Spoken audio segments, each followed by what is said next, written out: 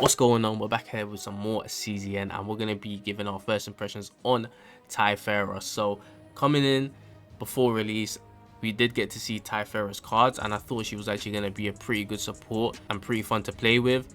Then she came out, we got to see the epiphanies, we got to see builds for her, and I have to admit that she is a lot more better than I thought she was going to be.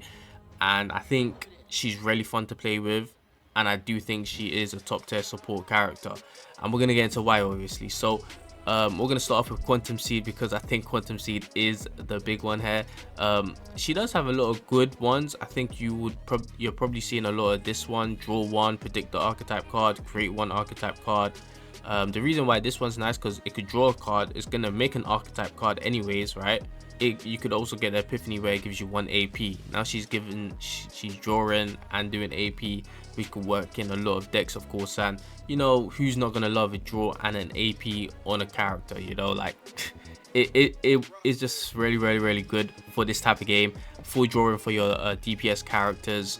You know, that type of cards will always be insane on CZN. You know, drawing and AP on one card.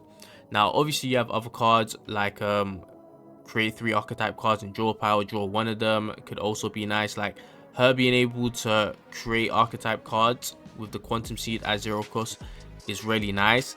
And I think what's also really good is that she could draw her own archetype cards, because I think a lot of characters have really good cards, but you would always need someone else to draw those cards for them.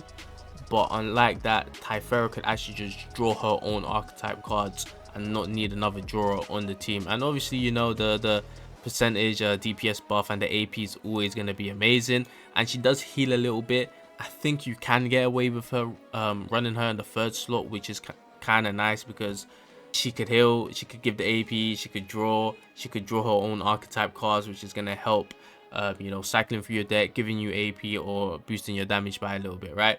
Then Form of Convergence is also a card I think is really nice, because as I said, what's really good about her in my opinion is that she's able to draw her own archetype cards and doesn't need other characters to do it, right? So and I think you could go with a lot of type of builds. Like you could go 3 Quantum Seeds, 2 Form of Convergence, probably I don't know, maybe 3-2 the other way, 2-2 and maybe a copy of something else, I don't know. You know, but I think Form of Convergence is definitely a really good card and has some nice epiphanies on them. And another fun way to build Tiphera is this card right here, because it has a high percentage. She could exhaust a lot, so you could get this cost down. Also, there's other characters that could exhaust, so you could probably get this card all the way down to 0 really easily, depending on the team comp you're using. And let's just say you got a special layer in that team and that's able to just boost your damage like a crazy amount. Yeah, you're probably gonna see a lot of videos where she's hitting for like 70k plus, 60k plus, maybe even 100k because of this damn card. So yeah, it's kind of dope that you could build her in a like super support way, where she's just able to, you know, draw cards, give you AP, draw her archetype cards that are able to do numerous of things. Then you also have like some DPS build with her as well, because of that creation and destruction card. So I kind of like you're able to, you know, build her in 2 different ways, and I just think it's kind of fun to do that with a support character.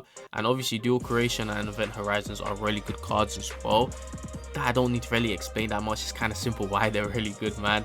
Event Horizons is just a pretty cool card to use as well. But obviously Quantum Seed, Form of Convergence, I would say is definitely the top cards for her.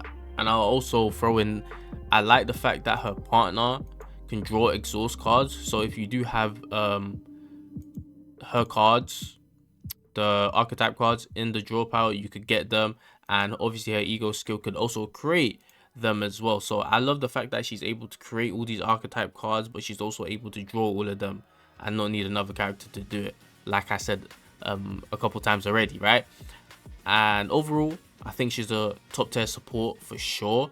I think if you want to do a lot of 1-turn kills, she could be definitely viable in them type of team comps, because she's able to give you the AP that's probably going to be required for 1-turn kills decks. And she's also able to draw, which is going to help you cycle through your deck.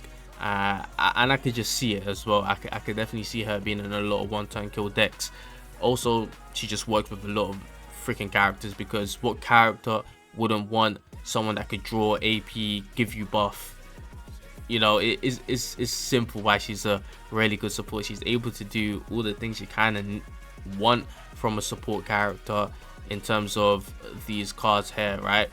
Because this is going to boost damage, but this is going to give the AP, and maybe if you have another character that could draw a bit more better, then it could definitely work a lot smoother. So if you have a character like Veronica or whoever that could draw 2 cards with their card, and you just have a whole copies of them, array or whatever, with the AP you're going to be able to generate from quantum seeds. Yeah, you're definitely going to be able to cycle through your deck and do what you got to do with your DPS character on that team.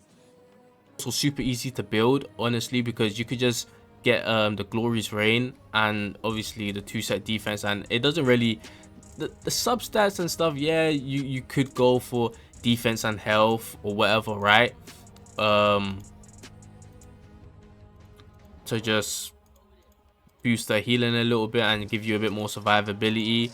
But like, you could really just bang anything on her, bro, and you're good to go. So I love the fact that she's also easy to build. The potentials, you can obviously invest into them. If you're gonna go do that DPS build, yes, I would say, you know, upgrade that. Obviously she does scale on defense, so upgrading defense is good. Obviously if you're gonna do the DPS, then having that crit chance is also gonna be nice. And this is amazing support node as well. That plus 10% to critical damage to all allies is super nice, man. But like, she's really low investment. Like, you don't really need to invest too much into her, and she's gonna be able to be like really a top tier support regardless. So I think that's something that's like kind of dope about her as well, and really good for free-to-play players, right? Because you might not have the most materials, but the fact that you could summon for Tiphera, you could just bang on Glorious Reign and 2-set defense, and the sub stats and main stats really don't matter, except for defense and probably the last memory fragment. Potentials you really don't need to invest in at all. Just freaking level it up to until you get up to hair, and like, you're kind of good to go.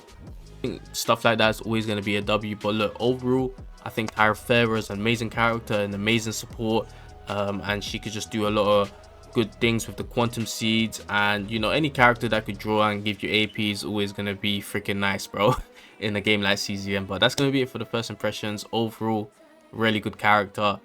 I think, you know, it's worth summoning for too. But that's going to be it from me. Like, subscribe, and up. Catch you guys in the next one. I'm out.